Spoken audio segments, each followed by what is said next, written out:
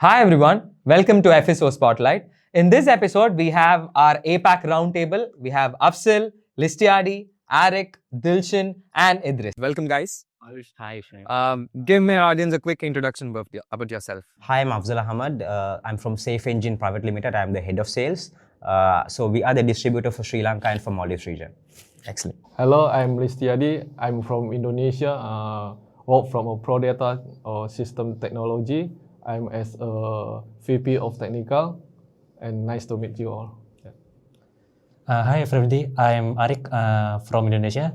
I'm a technical engineer for the FSO product. Hi, I'm Dilshan. I'm also from SafeEngine. So I'm the solution specialist. I'm also from Sri Lanka. So happy to be here. Hi, I'm Idris Iflal. I'm also from SafeEngine Private Limited. I'm into sales for ManageEngine. Thank you so much guys. Thank you for being here. We are so happy to have you here. So we'll jump right into the conversation. To begin with, we'll talk about the digital maturity in your region. So how about digital maturity in Sri Lanka? Let's start with you guys. All right. So if you talk about digital maturity in Sri Lanka, so years back, Sri Lanka is a country where we focus more on network monitoring. The infrastructure monitoring. But now, according to the trends and according to the compliances, now we are actually into digitalization, which means we are actually transforming from network monitoring into applications level monitoring. Okay, nice. Because there is a lot of requirement where we have to monitor the clouds, the AWS, the infrastructure, the total end-to-end cloud monitoring.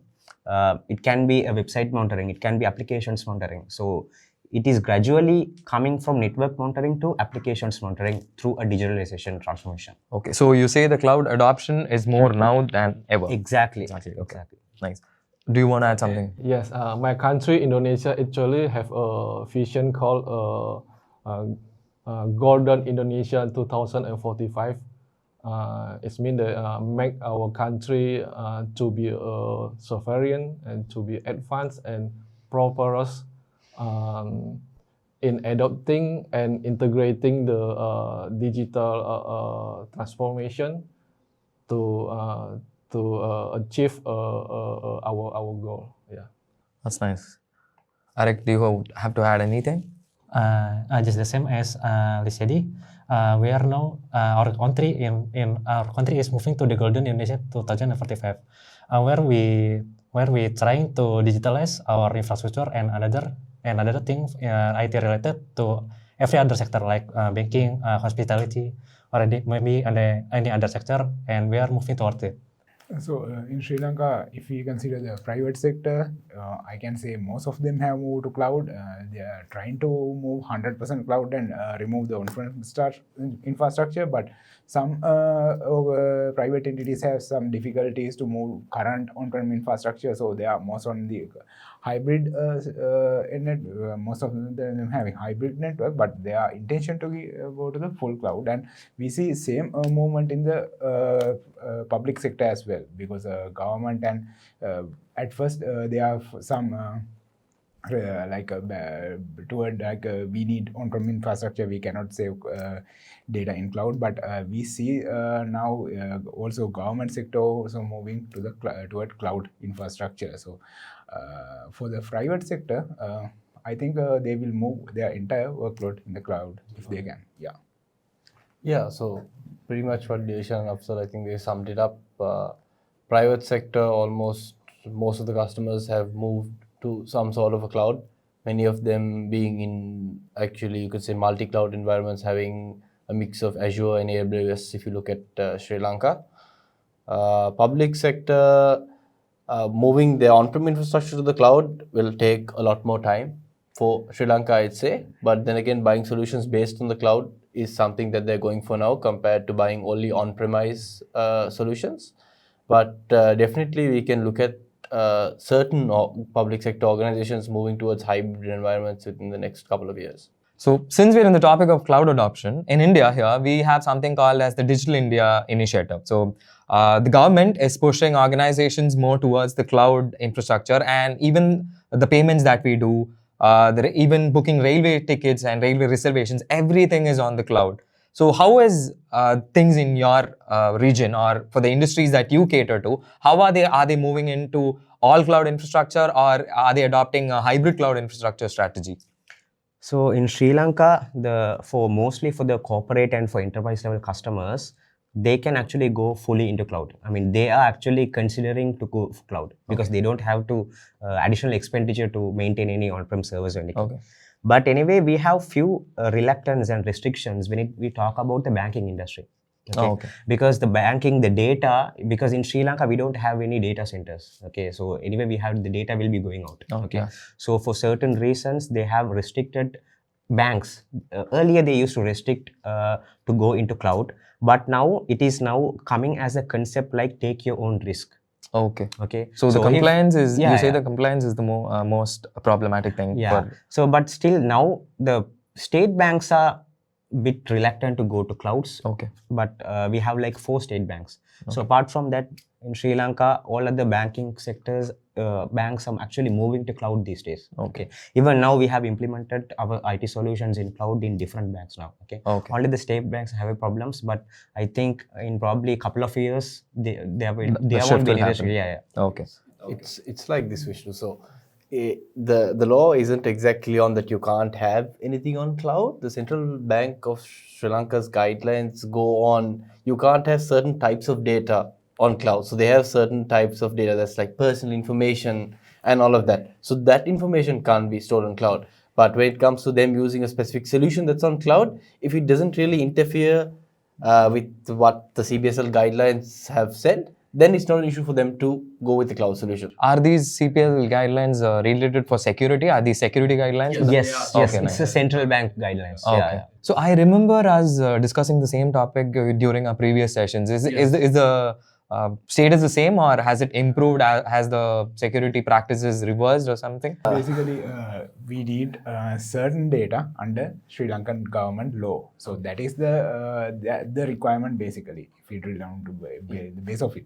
So if we can segregate data, and certain data we can move to the cloud, but certain data and certain processes should be on-prem, and mainly it should be under Sri Lankan law. Yeah. Okay. So that is the main requirement. It's like this. So last time we had this conversation, the law hasn't changed. The law is still the same. It's just the fact that over the span of the past 1 year, the banks are now okay, maybe you could say a bit more okay to move with cloud, and have actually started taking up that process, like with what Afzal said. Compared to last year where they were a bit more reluctant, now the reluctancy has sort of reduced over the past year. But there's no change to the actual law. Also, data security is one of the factor that we want to consider. Okay, because if you talk about the data security, if they wanted to host anything out of Sri Lanka in a data center, if that data center is SOC certified, Okay. then there is a possibility to go even for banks. Okay, Nice. so it because certain vendors, they don't have their own data centers. What they'll do is they will host in any of the data centers AWS. So the data security matters when we talk about the cloud. So how is it? I think same in Indonesia, my country. Security and compliance is the main concern of our governments. So before move to the cloud or hybrid, so any enterprise or large organization have to be comply with the Indonesia regulation and policy. So it is the most important things for us. But nowadays we can see the most of enterprise Indonesia already move to the cloud. Even they are starting to move, starting for the small, or maybe they use a priority base, and also they have to make sure for any costing strategy or technical strategy, and also migration strategy, to make sure there is no interruption in their operation. So that is what happened in Indonesia. Another small point to add, going to what we said. So what Afzal was speaking about, what we were all speaking about, is the BFSI sector in particular. But then again, that changes from sector to sector. So if you take like companies, especially companies like BPOs and companies who do a lot of business with the US, and manufacturing is also separate. But if you take BPOs, they are okay to move 100% with cloud as long as the data is stored in the US, especially customers that need to go in line with, you could say, HIPAA compliance or something like that. And manufacturing, again, they, I would say, are moving okay to move with cloud, and most of them are moving towards cloud. So if you look at manufacturing, many of them actually have hybrid environments already, and few of them are moving towards 100% cloud. Most of the manufacturing side trying to move to fully cloud, because on-prem infrastructure maintaining is very hard, and we need to get redundancy and everything. And when we consider the downtimes and everything, it is easier to go to the cloud and hand over that risk and responsibility to the vendor. So we see that movement in many private sectors. And there are no legal restrictions for manufacturing companies in Sri Lanka to move to the cloud. I think more challenges in banking industry and financial institutions. Again, so everything depends on the industry itself. Yes, everything depends on the industry. Exactly. So Idris, you previously mentioned about the HIPAA compliance thing, right? So can you elaborate on that? What are the organizations who are looking for? What I meant by that was there are multiple companies that are doing, you could say, US insurance health billing in Sri Lanka, and they are very large, you could say, sort of BPO companies. So those companies will actually, if they are moving with any cloud solution, since they have sensitive data, those data has to be stored in the US. So those customers, customers for us is actually the ones who will need to have the data stored in the US for their cloud infrastructure. So to sum everything up, that what you said, everything comes down to data sovereignty and data localization, right? So talking about a specific feature that we have, since all of these organizations operate from Sri Lanka but also have offices around the globe. So how do you have an organization level view of all of these things? So I hope you guys are aware of something called as the organization map that our product has. So that's been developed into what's called an observability map now. So what you have now is a layer by layer visual representation of your entire infrastructure. So let's start from application and go down to the last network device that you have. You have a collection or a correlation between every single application, where it is hosted on, what service is running, or the underlying networking devices to the last router that is connected. So views like this will actually help you get a high level visibility of what's happening with your entire infrastructure and not just your organization or your point office, right? So do you have something to add on that? How do customers see organization map or the observability map as a feature? In the current states, any company has online presence, so they cannot afford downtime, more slowness or anything. So in previously, if any service goes down or any application goes down, normally we monitor the application is down, then troubleshoot. But now we should be able to identify the issue before it's disrupt the services. So so proactive more than being a reactive.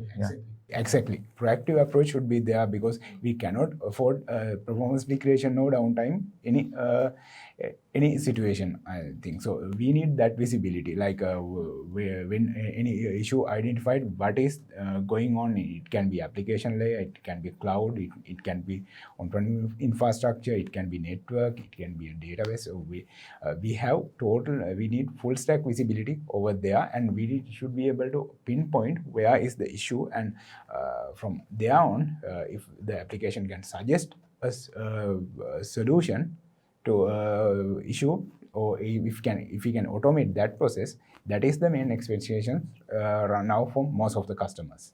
So we need to reduce the workload. Actually, application should automate most of the process, root cause analysis and remediation part. Also, in the normally in all the industries, I mean across the globe or in any countries, so the business impact is really high if you don't have the visibility. So that is the bottom line. Okay, so let's say downtime is getting delayed, or else monitoring is not actually we cannot able to find the root cause, or if there is any traffic, we cannot be able to see where the traffic is coming from. It can be any industry. Say for an example, even a bank. If there is a delay from an ATM in a bank, still it has a root cause, anything related to network. So it will actually affect their internal process or even the end customers also. So it has to be monitored in real time, okay, to avoid any precautions or anything. So it has to be monitored fully. Okay. So you say that, as you said, full stack visibility is no longer an option, it's a necessity now. Yeah. To give a full visibility or full observability we can start by develop or by build a high level view. For the example, we can use a business view. We can locate all of our resources and combine with the map view, and also we can drill down for the specific devices to check the availability, and also we can correlate for any event maybe occur during the maybe the implementation. And so I think full stack observability is a tools for us to give the full availability. We discussed about the BFSI sector, so we can consider any transaction going down could cause for the bank or the customer or sometimes to the country as well. So it can be an attack, it can be a network issue or any application issue. So previously we used the reactive method, but now we need proactive method because we cannot afford that downtime or disruption into the system. It's no longer the problem has already happened, and it's no longer like going and finding out what happened. So as you said, you can't be reactive anymore. You have to be proactive. So you need to understand what happened, where it went wrong, especially in terms of application and application observability. So how are enterprises dealing with application observability? Or do you really think that application observability is a necessity for all of these organizations who actually opt for a tool or do IT monitoring? No, it most definitely is a necessity It's a for any necessity. and all organizations, especially if any organization, you could say any of those applications, like since we're talking about applications, any of these applications actually making money for that organization, or any of that applications is actually doing some process which ends up in that company making some money. Anything happens to the application at any point and they're not able to do that process, then that business is technically lost for them. So it is something that the management should see as 100% necessity for them to have. And in Sri Lanka, we recently closed a very good deal regarding it. Regards to Site 24/7, which is the FSO product as well. Yeah. And application monitoring was one of the main things. I think Dilshan would be the best person to elaborate on it. Actually, in the environment, we see many applications present in, say, account that mentioned by Idris and most of our current customers. So sorry to interrupt you. What industry was that? BFSI. BFSI. Yes. In Sri Lanka, most of our customers from the BFSI sector. So actually, we had challenge like some outdated application, mainly for the government sector and some private sectors. Some applications and some processes are there. They cannot upgrade or move to the cloud. So that is the main challenge they are facing right now. And for the application side, if we get interruption to that process, it will impact to the customer and the organization. So when any issue in there, so we need to, main requirement is to identify where the root cause is.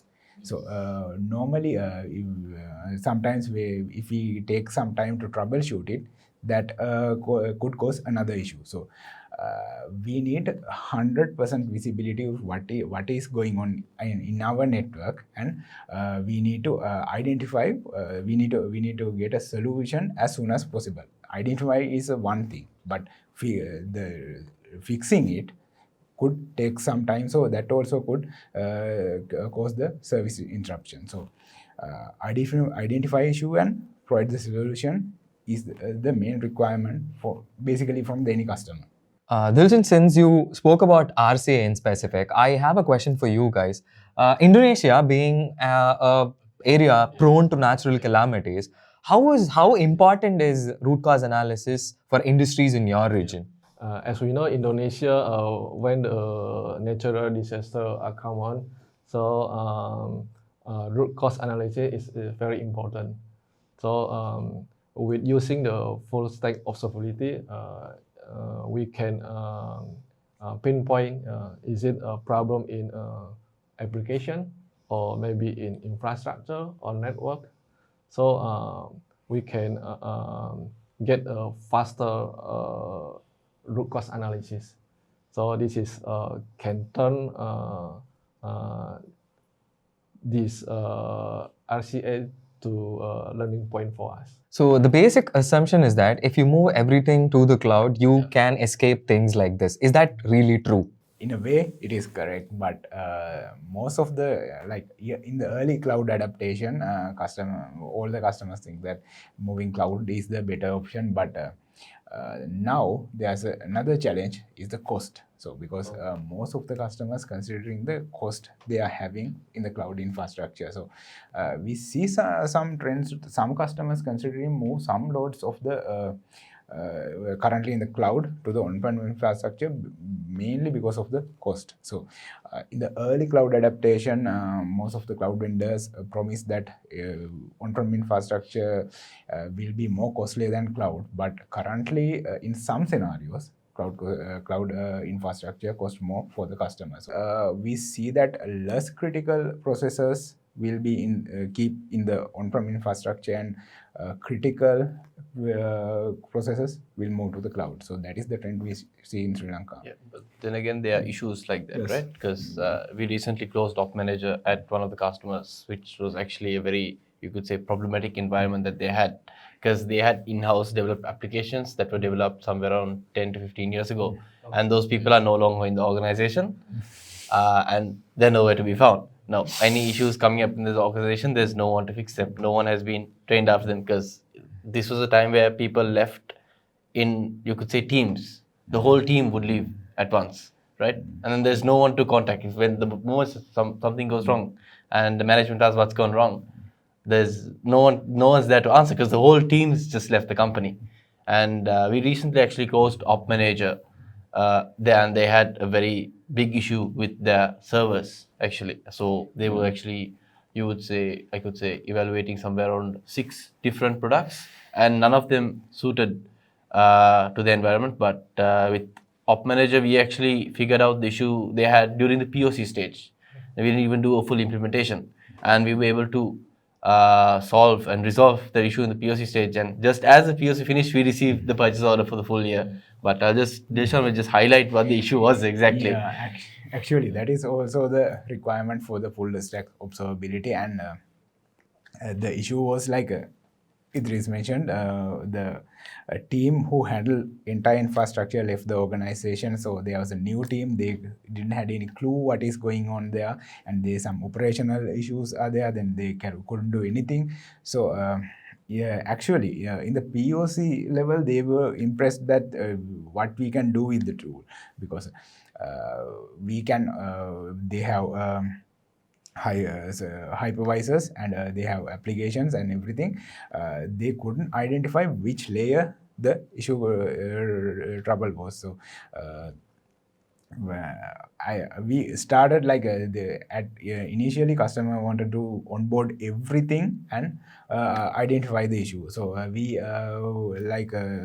approach step by step. At first we onboard the VM infrastructure, then we onboarded application by application, and in that path we identify, actually we can quite isolate the issue and fix it, and guide them what way they need to change in their environment. So that is a huge use case for us, and we have they have recommended our tools for the other customers as well. So because one good use case will open many doors for us. Also, if you really see, a company which is having a full stack observability will have a corporate reputation also. Let's say for an example, when we talk about banks, there will be mobile applications. Okay, if I'm a customer to them and I'm having 2 banks and 2 mobile applications. So let's say for an example, if I'm able to do a transaction within 3 minutes for a bank, and for the same transaction with another bank I'm having like 2 minutes, okay, which means the transaction that I'm having with 2 minutes is already having a full stack observability. That's why there is no delay. Okay, so they are monitoring their environment cleanly, and they are making sure that there is no traffic in the environment. Okay, if there are any traffics, they are trying to avoid it through the RC. So which means a company reputation can increase if they really have a good standard FSO solution in the environment. It's like this. So to add to what Afzal said, if I have two bank accounts and one of the transfer is taking me 5 minutes and the other transfer is taking me 2 minutes, and what would be my default person when I'm going to transfer money? The 2 minutes, right? Of course, because it's saving 3 minutes of my time. So there is a direct impact to not just the company, because if my friend asks me how the bank is, I'd say it's slow because I have the same fast application on the same phone. So that way, the word of mouth, the bank reputation goes down, right? And the other bank's reputation comes up like that. So we are not only talking about the one application, but it's like end-to-end monitoring. So nowadays we know the mostly the application working not as a silo, but there is a dependency to the another application. It means there is a huge impact if there is an issue to the any application. Yeah. Exactly. Since you mentioned tool silos, it's always better to have one solution does everything, right? From your application, checking the latency, how your website works, everything, rather than having 10 tools or 5 tools does you. It's a big overhead, right? So again, silo tools can be cancelled out, and one single full stack observability solution replacing all of these tools is the way to go. That's what I think. What do you guys agree with that? If you consider the correlation, creating like configuring the correlation between multiple applications is like it's sometimes impossible. So we need single platform to monitor everything, whether it can be a network device or application or a cloud infrastructure. So we most of the times we customers request correlation. In that case, and AIOps part, AIOps and everything, we only need to observe that application should give us a basic idea what is going on there, and should guide us how to resolve it. And in Sri Lanka, because of the COVID and everything, most of the IT professionals have moved out of the country. So we see very vacuum in there. So most of the organizations see that we can reduce the workforce using the full stack observability and all the features we have discussed right now. So single person should be able to view what is going on my network, and if there are any issue, what should I do? Rather than you giving information to the tool should give you a lot of information. That's okay. Your thoughts, Arik? And as of market right now, there are so many tools that have the observability as well. But currently in current trend, those tools are also acquired by another vendor or another corporation, and that's also causing the license cost is rising. And of course, this is not a good news for the customer, since there will be another cost for the maintaining the same tools we are already used. So since Arik spoke about the competition and what's happening with them, so we have seen 3x, 4x increase in their observability prices in the last 6 months, 6 to 8 months. And when you see ManageEngine FSO as a product, our last major price change was back in 2018. If you compare Sri Lanka, so Sri Lanka is a very cost-sensitive market, and also, but we need the best solutions also. Okay, so if you really compare in the market, we are having different solutions, okay, but the thing is we are having set of solutions for network monitoring, okay, where they are not actually advanced in applications monitoring. And also the other part, there are a few vendors who are more into applications but not into network monitoring, okay.